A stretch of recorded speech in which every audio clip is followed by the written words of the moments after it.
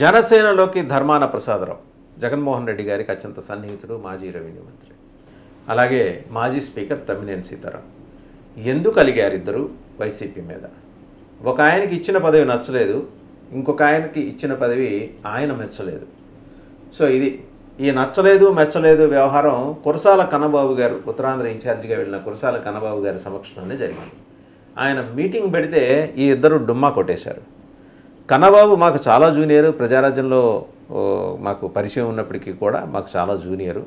ఆయన వచ్చి మీటింగ్ పెడితే మేము వెళ్ళేదేంటి అని ఒక ఇగో వల్ల వాళ్ళిద్దరూ డుమ్మా కొట్టారా? లేకపోతే ఎలాగూ అర్థం పర్థం లేని ఆ మీటింగ్లకు అటెండ్ అయ్యి కూడా ఏమీ ప్రయోజనం ఉండదని భావించి డుమ్మా కొట్టారా? లేదా ఇద్దరూ పరస్పరం ఎదురుపట్టడం వల్ల మొహమాటానికైనా నమస్కారం పెట్టుకోవాల్సి వస్తుందేమని ఇబ్బంది పడ్డారా? ఏదైతేనే మొత్తానికి డుమ్మా కొట్టారు. ఈ డుమ్మా కొట్టుడి వ్యవహారం జగన్మోహన్ రెడ్డి గారి దాకా చేరింది. ఆయన వెంటనే కురసాల కన్నబాబు గారికి క్లాస్ స్పీకర్, మీరు ఎంతో సీనియరు, మీకు మంచి కలివిడిగా ఉండే మనస్తత్వం మీది, అందరినీ కలుపుకుని పోయే మనస్తత్వం, అందుకని కదా మీకు ఉత్తరాంధ్ర బాధ్యతలు చెబితే తీరా మోసి మీరు వాళ్ళిద్దరిని మీటింగ్కి పిలిపించుకోలేకపోయారు, ఇంతకన్నా అవమానం ఏదన్నా ఉంటుందా అని కన్నబాబు గారు పాపం బిక్కమొహం వేశారు. అంతకుమించి ఆయన చేయగలిగింది కూడా ఏం లేదు. సరే, ధర్మానికి ఉన్న సమస్య ఏంటి, తమ్మినేని సీతారాంకు ఉన్న సమస్య ఏంటి? పార్లమెంటరీ పార్టీ ఇన్ఛార్జిగా తమ్మినేని సీతారాంకు ఇచ్చినప్పుడు ఆయన ఎందుకు అసంతృప్తి? ధర్మానికి ఉన్న అసంతృప్తి ఏంటంటే, మనకి వ్యవహారాలు నడవనప్పుడు సాగనప్పుడు ఆ మీటింగ్కి వెళ్ళి మాత్రం సాధించి ఏంటి సాధించేది ప్రయోజనం అని. ఇంకోటి ధర్మాన గారు ఏమనుకున్నారంటే, బొత్స సత్యనారాయణ గారికి బదులుగా తనకు ఎమ్మెల్సీ సీటు కేటాయిస్తారు మనని. సరే, బొత్సాది పబ్లిక్ ఇమేజ్, మాస్ అప్పీల్ ఉంటుంది బొత్స సత్యనారాయణ గారు. ధర్మాన ప్రసాదరావు గారు క్లాస్, ఆయన కొంచెం పద్ధతిగా మాట్లాడటం, ఎలీట్ సెక్షన్స్కి మాత్రమే పరిమితం కావటం, ఇలాంటివి ఏవో ఉన్నాయి ఆయనకి. సరే, తమ్మినేని సీతారాం గారికి ఏంటంటే వాచాలత్వం, నోటికి ఎంత వస్తే అంత మాట్లాడటం. ఆయన అలా స్పీకర్ పదవిలో ఉండి ఆ పదవికి కళంకం తెచ్చారని చెప్పేసి ప్రతిపక్షాలు ఆయన్ని ఉత్తినే ఆడిపోసుకుంటాయి, నోరు పారేసుకుంటాయి.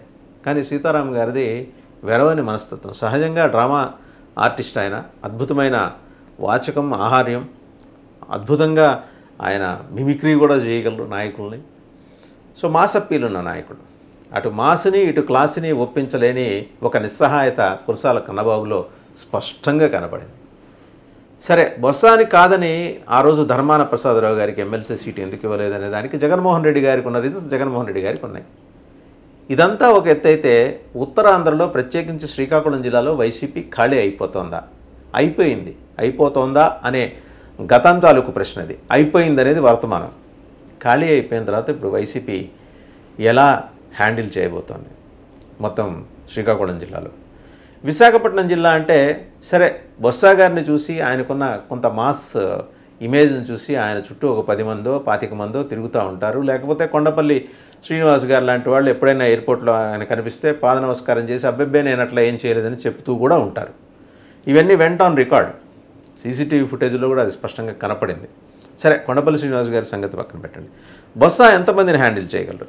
బొత్సాని కాదని ఉత్తరాంధ్ర బాధ్యతలు కురసాల కన్నబాబుకి ఎందుకు ఇచ్చారు? ఇప్పుడు పార్టీలో అంతర్గతంగా జరుగుతున్న చర్చ. పార్టీలో ఓన్లీ వన్ వే కమ్యూనికేషన్ అనేది మాత్రమే ఉంటుంది వైసీపీలో. ఎందుకంటే మనకి భజన చేసేవాళ్ళు, భజన బృందాలు, అలాగే వాళ్ళు చేసే బృందగానాలు, అవన్నీ వింటూ తాదాత్మ్యంగా అర్ధనిమీలిత నేతల్లో మనలో మనమే సంతోషపడుతూ ఉండే క్యారెక్టర్ జగన్మోహన్ రెడ్డి గారిది. అలా అని ఆ పార్టీ కార్యకర్తలే అంటున్నారు. ఆయన సంతోషం ఏంటి? 9 నెలలు అయిపోయింది, ఇంకొక 4 ఏళ్ళు 3 నెలలే కదా, అలా కళ్ళు మూసుకొని ధ్యానం చేసేయండి, కాలం గడిచిపోతుంది, వైసీపీ అధికారంలోకి వస్తుంది. ఇలాంటి ఫార్ములాలు ప్రపంచంలో ఎక్కడా లేవు. ఒక జగన్మోహన్ రెడ్డి గారు మాత్రం కనుక్కున్నారు. ఆయన వైసీపీకి ఐన్స్టీన్ లాంటివారు. ఏదైనా కొత్త సిద్ధాంతాలను ఆవిష్కరించడం, వాటిని ప్రతిపాదించడం, వాటిని బలవంతంగా వాళ్ళ క్యాడర్స్ చేత, లీడర్స్ చేత ఒప్పించడం, ఇవన్నీ జగన్మోహన్ రెడ్డి గారికి వెన్నతో పెట్టిన విద్య. కరతలామలకం అంటారు, వెన్నతో పెట్టిన విద్య. ఎంతకాలం అలా జనాల్ని కన్విన్స్ చేస్తారు, లేదా నాయకుల్ని కన్విన్స్ చేస్తారు, క్యాడర్స్ని కన్విన్స్ చేస్తారు? ఎంతకాలం?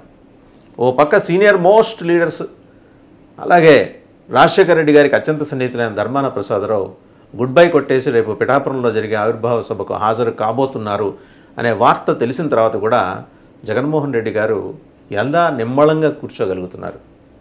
లేదా తమదొక ప్రభంజనం, ఆ ప్రభంజనం ముందు 2029లో జనసేన, తెలుగుదేశం, బీజేపీ కొట్టుకుపోతాయి. తామే నిలిచి గెలుస్తాం. పైనుంచి దేవుడు ఆశీర్వదిస్తున్నాడు. ఇక్కడున్న అక్కలు, అమ్మలు, చెల్లెళ్ళు, అలాగే తమ్ముళ్ళు, తాతలు, అవ్వలు అందరూ ఆశీర్వదిస్తున్నారు. నా ఎస్సీ, నా ఎస్టీ, నా బీసీ, నా మైనారిటీ 40% సోదరులు ఆశీర్వదిస్తున్నారు అనే ఒక చిత్తకాంతి భ్రమలో ఉండిపోయి అక్కడి నుంచి ఫాస్ట్ ఫార్వర్డ్కి అంగీకరించలేకపోతున్న జగన్మోహన్ రెడ్డి గారి మనస్తత్వం తెలిసే ధర్మాన ప్రసాదరావు అలాగే తమ్మినేని సీతారాం పార్టీకి గుడ్ బై చెప్పబోతున్నారా? వాళ్ళ నిశ్శబ్దం దేనికి సంకేతం? ఒక తుఫాను ముందు ప్రశాంతతలాగా చూడాలా? ఇవన్నీ ఇప్పుడు వైసీపీ క్యాడర్స్ని వెంటాడుతున్న ప్రశ్నలు. ఇంత జరుగుతోంది కదా, వైసీపీ హెడ్ క్వార్టర్స్ తాడేపల్లి ఏం ఆలోచన చేస్తుంది? ఒక ఆయన ఉంటారు, కోఆర్డినేటర్ సజ్జల రామకృష్ణారెడ్డి గారు. ఆయన టెలికాన్ఫరెన్స్ పెట్టి రేపు పొద్దున ఫీజు పోరికి అందరూ సిద్ధం కండి అంటే సిద్ధం కావడానికి అందరూ కూడా మొహమాట పడుతున్నారు. నాయకులు, జిల్లాల్లో నాయకులు, నియోజకవర్గాల స్థాయిలో నాయకులు. కనీసం కార్యక్రమం చేయాలంటే ఎండాకాలం వచ్చింది, రోడ్ల మీదకి వచ్చే వాళ్ళకి కాసిన మంచినీళ్ళు అలాగే మధ్యాహ్నం భోజనం పెట్టడానికి కూడా పార్టీ హెడ్ క్వార్టర్స్ డబ్బులు సర్దలేని ఒక నిస్సహాయ స్థితిలో ఉందా అనే ప్రశ్న వాళ్ళు సంధిస్తుంటే సజ్జల గారి దగ్గర సమాధానం లేదు. సజ్జల గారికి తెలిసిన విద్యలన్నీ కూడా ఆయన ప్రయోగించారు, బట్ ఏమీ పనిచేయట్లేదు. ఒక్కొక్క విద్యకి కొంత టైం పర్మిట్ ఉంటుందండి, అది దాటి పనిచేయదు. కె రాఘవేంద్రరావు గారు ఒక వెలుగు వెలిగారు. అదే అడవి రాముడు, అదే వేటగాడి వాళ్ళు తీస్తే చూడటానికి ఉండరు. కె రాఘవేంద్రరావు గారు ఓరియంటేషన్ మారింది, సీజన్ మారింది, అండ్ ఆడియన్స్ మారారు. వైసీపీ కూడా అందుకు భిన్నమైందేం కాదు. పాత విద్యల్నే ఇవాళకి మేము ప్లే చేస్తాం, సిపాయిల తిరుగుబాటు అప్పుడై విద్యల్ని ప్లే చేస్తామంటే సజ్జల రామకృష్ణారెడ్డి గారిని అంగీకరించడానికి పార్టీ క్యాడర్స్, లీడర్స్ సిద్ధంగా లేరు. వాళ్ళు ఈ విషయం నేరుగా ఒప్పుకోకపోవచ్చు కాక, అలాగే మొహమాటానికైనా సరే ఒప్పుకోకపోవచ్చు కాక, కానీ ఇది వాస్తవం. అంతర్గతంగా వాళ్ళు మాట్లాడుకుంటారు.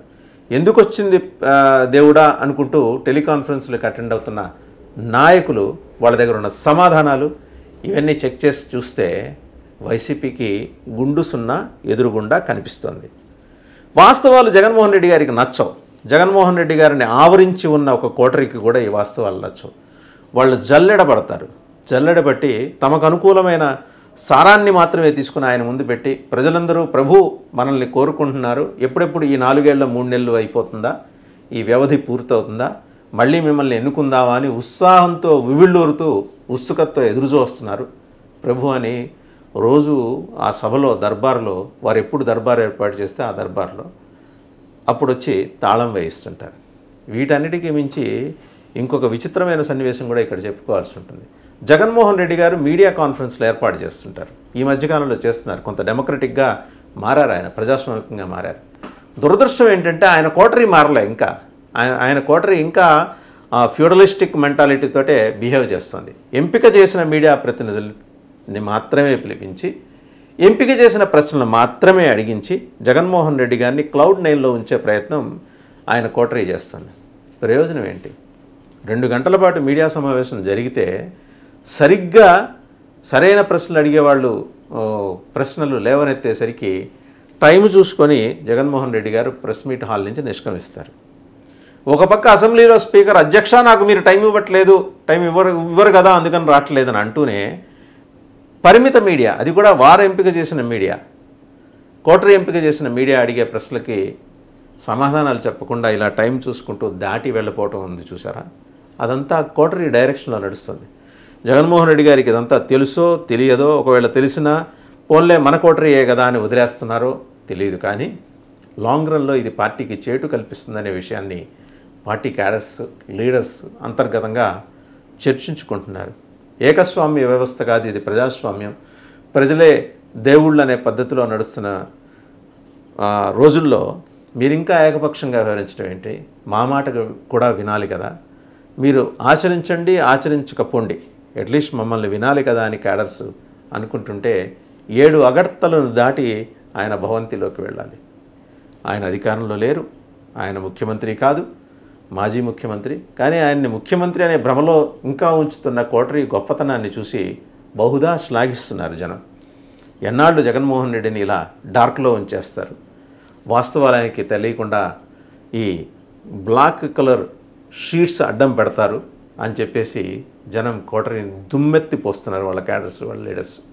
చూద్దాం జగన్మోహన్ రెడ్డి గారు మేల్కొంటారా? ఆవిర్భావ సభ లోపల, జనసేన ఆవిర్భావ సభ లోపల ఇలాంటి సీనియర్లు వెళ్లకుండా అడ్డుకోగలుగుతారా? ఎవరు వెళ్ళినా సరే ప్రజలు మా వెంటున్నారు, నా ఎస్సీ, నా ఎస్టీ, నా బీసీ, నా మైనారిటీ 40% నా జేబులోనే ఉన్నారు అని ఇంకా ఆయన భ్రమల్లో ఉంటే విషయం ఆయనకే వదిలేయాలి, ఆయన విజ్ఞతకే వదిలేయాలి.